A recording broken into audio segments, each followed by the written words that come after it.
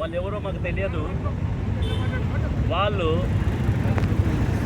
మా పైన అపప్రచారం చేస్తూ భక్తులైన అంత విలేజ్లో ఉన్న విశ్వాసులను రెచ్చగొడుతూ రండి రండి రండి, బిషప్ వచ్చినాడు, మా ఒక ల్యాండ్ని అమ్మనికి వచ్చినాడని తప్పు అక్రమం సందేశాన్ని రవాణించి అందరినీ ఆడ రప్పించి మేము రాకోకుండా మా పైన దాడులు జరిగాయి.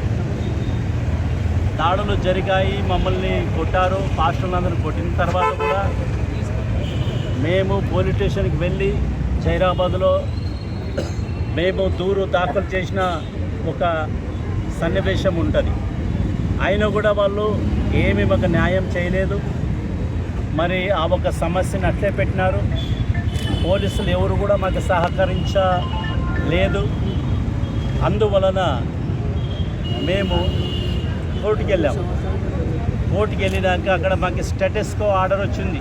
అంటే పిటిషనర్ మేము, స్టేటస్ కో ఆర్డర్ మాకు వచ్చింటే వాళ్ళు ఎవరో తెలియని వ్యక్తులు మాకు వచ్చిందని మమ్మల్ని రానియకుండా మిస్ఇంటర్ప్రిటేషన్ చేస్తూ పోలీసులు కూడా తప్పుదారిలో నడిపిస్తున్న ఒక సన్నివేశం. తర్వాత మేము ఆ ఒక ఎంఆర్హెచ్ఎస్ స్కూల్లో మా ప్రిన్సిపాల్ని అపాయింట్ చేసే ఒక అధికారం బిషప్కి మాత్రం ఉంటుంది. ఎందుకంటే ఆ స్కూల్కి కానీ